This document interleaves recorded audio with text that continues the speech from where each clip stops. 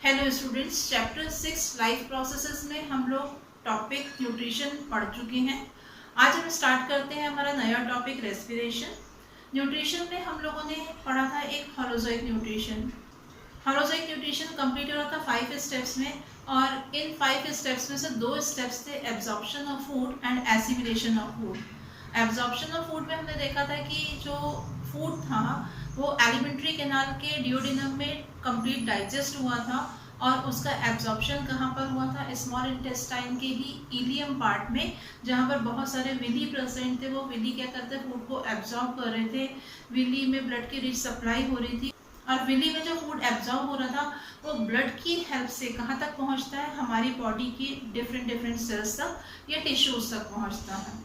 वहाँ पर जब ये फूड पहुँचता है और सेल के प्रोटोप्लाज्म का पार्ट बन जाता है, इस प्रोसेस को हमने नाम दिया था एसिमिलेशन प्रोसेस का, यानी कि हमारा फूड जो है वो सेल के अंदर एसिमिलेट हो गया था। डाइजेशन में कॉम्प्लेक्स फूड सिंपल फॉर्म में कन्वर्ट हुआ था, और ये सिंपलेस्ट फूड जो है वो स्टोर हो गया जाकर के कहाँ पर? सेल्स के अंदर या टिश्यूज के अंदर। अब ये जो फूड स्टोर हुआ था ये डिफरेंट फंक्शंस करता है। इन फूड पार्टिकल्स के ब्रेकडाउन से कार्बन डाइऑक्साइड और वाटर बनता है, और साथ ही यहाँ पर क्या रिलीज होता है? एनर्जी रिलीज होती है। इस प्रोसेस को ही हम बोलते हैं रेस्पिरेशन। तो न्यूट्रिशन में जो फूड स्टोर हुआ जाकर के सेल के अंदर जो एसिमिलेटेड फूड हुआ था, अब क्या हो रहा है? उसका ब्रेकडाउन हो रहा है, और ये प्रोसेस जिसमें फूड का ब्रेकडाउन हो रहा है, कार्बन डाइऑक्साइड और वाटर के साथ साथ में एनर्जी रिलीज हो रही है, इसी प्रोसेस को हम क्या बोलते हैं? रेस्पिरेशन प्रोसेस बोलते हैं। तो रेस्पिरेशन जो है वो एक स्टेप वाइज प्रोसेस होती है, बायोकेमिकल प्रोसेस है। ये कुछ एंजाइम्स की हेल्प से ये प्रोसेस कंप्लीट होती है हमारी सेल्स के अंदर या हमारे टिश्यूज के अंदर। और जिस ऑर्गेनिक कंपाउंड का ऑक्सीडेटिव ब्रेकडाउन होता है उसको हम क्या बोलते हैं? सबस्ट्रेट बोलते हैं। और हमारी बॉडी में ये जो सबस्ट्रेट होता है वो होता है ग्लूकोज। तो हमारी बॉडी में ऑक्सीडेटिव ब्रेकडाउन किसका होता है? ग्लूकोज का होता है, और इस ग्लूकोज के ब्रेकडाउन से ही फॉर्मेशन होता है कार्बन डाइऑक्साइड और वाटर का, और साथ में एनर्जी रिलीज होती है। और यही पूरी प्रोसेस क्या है? रेस्पिरेशन की प्रोसेस होती है। तो क्या होता है respiration? Respiration is a multi step enzyme mediated biochemical process of oxidative breakdown of organic compound inside living cells releasing energy at various step. तो रेस्पिरेशन एक मल्टी स्टेप प्रोसेस है, एंजाइम मेडिएटेड प्रोसेस होती है, enzymes की help से होती है, biochemical process है। जो फूड रहता है या जो ग्लूकोज है, इनके बॉन्ड्स जो होते हैं वो टूटते हैं, ब्रेकडाउन होते हैं, और क्या करते हैं? एनर्जी को रिलीज करते हैं। तो ये प्रोसेस कैसी है? बायोकेमिकल प्रोसेस है। इसमें क्या हो रहा है? ऑक्सीडेटिव ब्रेकडाउन हो रहा है किसका? ऑर्गेनिक कंपाउंड का। कहाँ पर? Inside living cell, living cells के अंदर इसका ब्रेकडाउन हो रहा है, और ये क्या कर रहे हैं? एनर्जी रिलीज कर रहे हैं वेरियस स्टेप में। तो इस प्रोसेस में हम बोल सकते हैं कि ये क्या है? ऑक्सीडेशन या ब्रेकडाउन ऑफ फूड पार्टिकल्स। या अभी हमने बात की कि हमारी बॉडी में ये सबस्ट्रेट कौन सा होता है? ग्लूकोज होता है। तो ग्लूकोज का ऑक्सीडेशन होगा या ब्रेकडाउन होगा, और किसका फॉर्मेशन होगा? कार्बन डाइऑक्साइड का, वाटर का, और साथ ही इस प्रोसेस में क्या होता है? एनर्जी रिलीज होती है। तो ये प्रोसेस जो है वो कैसी प्रोसेस है? मल्टी स्टेप प्रोसेस होती है। ऐसा नहीं होता कि एक ही स्टेप में ये प्रोसेस कंप्लीट हो जाए। तो अब हम देखते हैं कि इसमें कौन कौन से स्टेप्स होते हैं। अभी हमने पढ़ा कि रेस्पिरेशन की प्रोसेस कुछ स्टेप्स में कंप्लीट होती है। तो इसका फर्स्ट स्टेप देखते हैं क्या है। इसका फर्स्ट स्टेप होता है breakdown of glucose into pyruvate. हमारी बॉडी में जो लिविंग सेल्स है, सेल के अंदर स्टोर होता है ग्लूकोज, और ये ग्लूकोज ब्रेकडाउन होकर के सबसे पहले फॉर्मेशन करता है पायरूवेट का या पायरूविक एसिड का। और ये प्रोसेस हमारी जो सेल्स रहती हैं उसके साइटोप्लाज्म में होती है। सेल का स्ट्रक्चर आपको मालूम है कि सेल के अंदर न्यूक्लियस प्रेजेंट होता है, साइटोप्लाज्म में बहुत सारे सेल ऑर्गेनल्स होते हैं साइटोप्लाज्म में। तो ये प्रोसेस कहाँ पर कंप्लीट हो रही है? साइटोप्लाज्म में कंप्लीट होती है, और साइटोप्लाज्म के अंदर ही ग्लूकोज का क्या हो रहा है? ब्रेकडाउन हो रहा है, और किसका फॉर्मेशन हो रहा है? यहाँ पर पायरूवेट का फॉर्मेशन हो रहा है। तो फर्स्ट स्टेप क्या है रेस्पिरेशन का? फर्स्ट स्टेप है breaking down of glucose into pyruvate. This step happens in cytoplasm. Glucose molecule, which is composed of 6 carbon atoms, is broken down into pyruvic acid, which is composed of 3 carbon atom. ये step जो है कहाँ पर हो रही है? Cytoplasm में हो रही है। जो ग्लूकोज मॉलिक्यूल होता है किसका फॉर्मेशन कर रहा है, पायरुवेट, या जैसे हम पायरुविक एसिड भी बोलते हैं, इसका फॉर्मेशन करता है। यहाँ पर जो ग्लूकोज मॉलिक्यूल होता है, ग्लूकोज मॉलिक्यूल 6 कार्बन कंपाउंड होता है, C6H12O6 ये ग्लूकोज का फॉर्मूला रहता है। तो यहाँ पर कार्बन कितने हैं, इसमें 6 कार्बन है। तो यहाँ पर ये लिखा है कि glucose molecule which is composed of 6 carbon atom. Glucose molecule किससे बना हुआ है, 6 कार्बन एटम से मिलकर के बना हुआ है। ये क्या है, हमारा ग्लूकोज मॉलिक्यूल है, और ये ब्रेक डाउन होकर के किसका फॉर्मेशन कर रहा है, पायरुवेट एसिड या पायरुविक एसिड का फॉर्मेशन करता है, जिसका फॉर्मूला होता है C3H4O3। तो यहाँ पर ये जो ग्लूकोज मॉलिक्यूल है ये फॉर्मेशन कर रहा है किसका, पायरुवेट, या हम बोल सकते हैं पायरुविक एसिड बनाता है ये। और ये कितने कार्बन वाला है, 3 कार्बन एटम से मिलकर के बना है, क्या, पायरुवेट और पायरुविक एसिड। तो यहाँ पर देखिए ये लिखा है कि 6 कार्बन एटम का जो ग्लूकोज मॉलिक्यूल है ये ब्रोकन डाउन हो रहा है किसमें, पायरुविक एसिड में, और ये कितने कार्बन एटम हैं इस पायरुविक एसिड में, 3 कार्बन एटम्स होते हैं। तो यहाँ पर जो ग्लूकोज का 1 मॉलिक्यूल होता है, साइटोप्लाज्म में ग्लूकोज का ऑक्सीडेटिव ब्रेकडाउन हो रहा है। तो यहाँ पर जो ग्लूकोज है इसका 1 मॉलिक्यूल ब्रेकडाउन होता है, 1 मॉलिक्यूल ब्रेकडाउन होता है और फॉर्मेशन करता है कितने मॉलिक्यूल का, 2 molecules of pyruvic acid.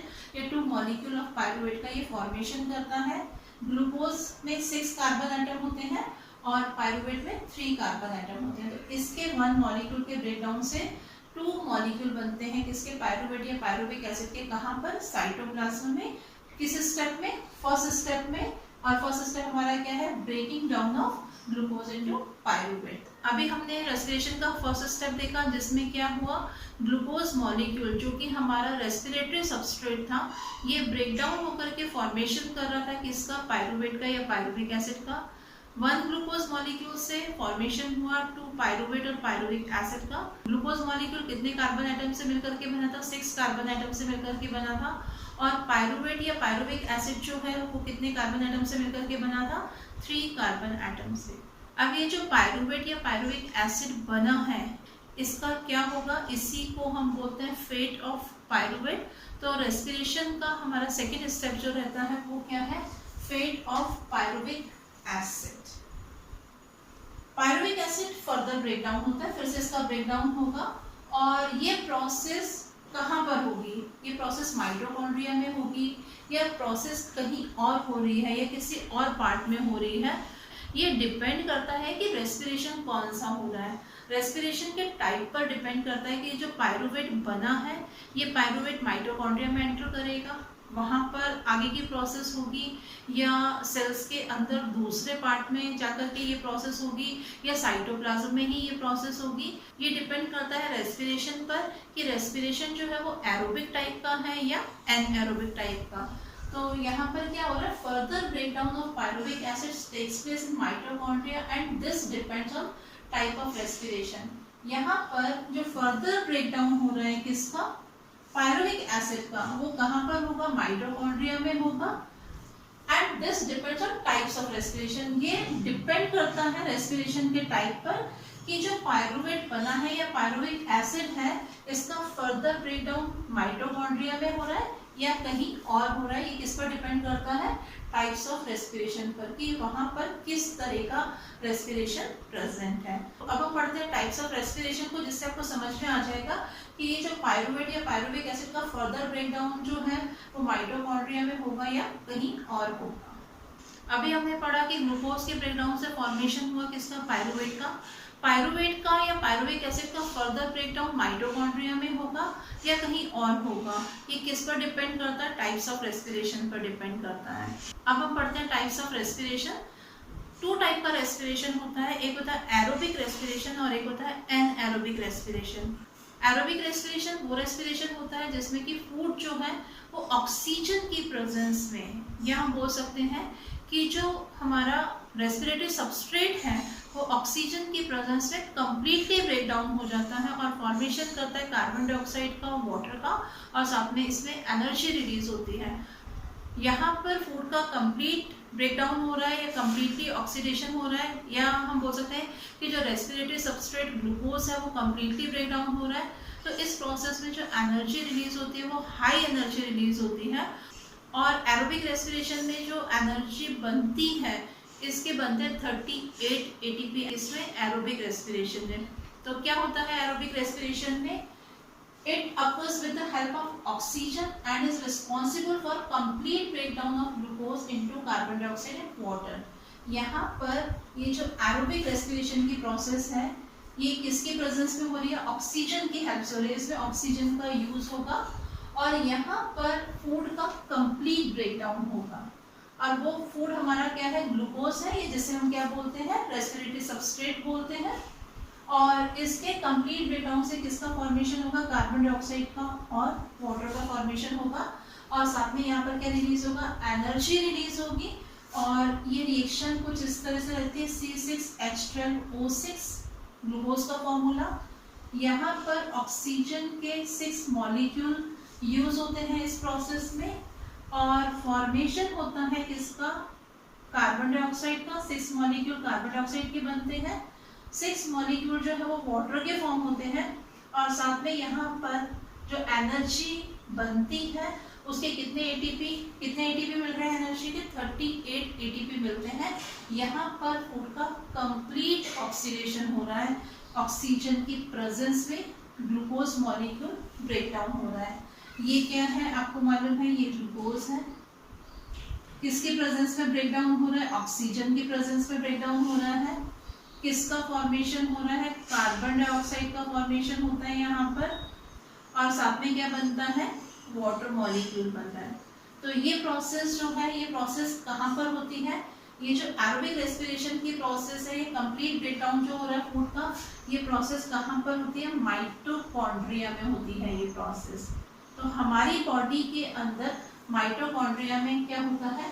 Aerobic respiration होता है, जिसमें जो सबस्ट्रेट है हमारा, कौन सा है सबस्ट्रेट? रेस्पिरेटरी सबस्ट्रेट ग्लूकोज है। इसका कंप्लीट ब्रेकडाउन हो जाएगा और फॉर्मेशन होगा कार्बन डाइऑक्साइड का, वाटर का, और 38 ATP एनर्जी स्टोर होती है। और रेस्पिरेशन का सेकेंड टाइप है एनारोबिक रेस्पिरेशन, जिसमें फूड का इनकम्प्लीट ऑक्सीडेशन होता है, फूड कंप्लीटली ब्रेकडाउन नहीं होता है और इसमें लेस एनर्जी रिलीज होती है। किसमें? एनारोबिक रेस्पिरेशन में। और यहाँ पर फूड का इनकम्प्लीट ऑक्सीडेशन होता है। तो ये प्रोसेस जो है वो कहाँ पर होगी? साइटोप्लाज्म में होती है ये प्रोसेस। तो एनारोबिक रेस्पिरेशन क्या है? Incomplete breakdown of substrate in the absence of oxygen is termed as anaerobic respiration. इस प्रोसेस में क्या हो रहा है? इनकम्प्लीट ब्रेकडाउन हो रहा है किसका? सबस्ट्रेट का। क्या है रेस्पिरेटरी सबस्ट्रेट? ग्लूकोज है। और ये ग्लूकोज ऑक्सीजन की एब्सेंस में ब्रेकडाउन हो रहा है, कंप्लीट ब्रेकडाउन नहीं हो पा रहा है, इसीलिए इस प्रोसेस को क्या नाम दिया गया? एनारोबिक रेस्पिरेशन कहा है। और इस प्रोसेस में देखिए क्या होता है, यहाँ पर जो ग्लूकोज मॉलिक्यूल होता है, ये ग्लूकोज मॉलिक्यूल है, ऑक्सीजन की एब्सेंस में ये प्रोसेस होगी और यहाँ पर फॉर्मेशन होगा इथाइल अल्कोहल का और साथ में यहाँ पर फॉर्मेशन होता है कार्बन डाइऑक्साइड का। 2 मॉलिक्यूल कार्बन डाइऑक्साइड के बनते हैं और यहाँ पर 2 ATP एनर्जी मिलती है।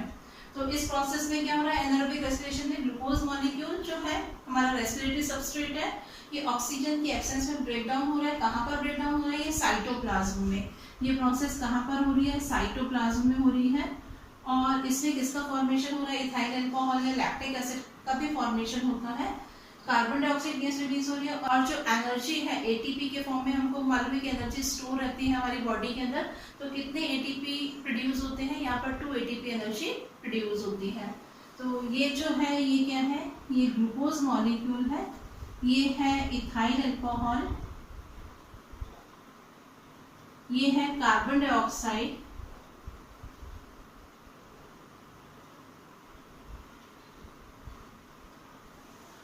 तो इस तरह से एरोबिक रेस्पिरेशन में जो सबस्ट्रेट रहता है, रेस्पिरेटरी सबस्ट्रेट, उसका कंप्लीट ऑक्सीडेशन होता है। और एनारोबिक रेस्पिरेशन में जो सबस्ट्रेट है, रेस्पिरेटरी सबस्ट्रेट ग्लूकोज है, उसका इनकम्प्लीट ब्रेकडाउन होता है।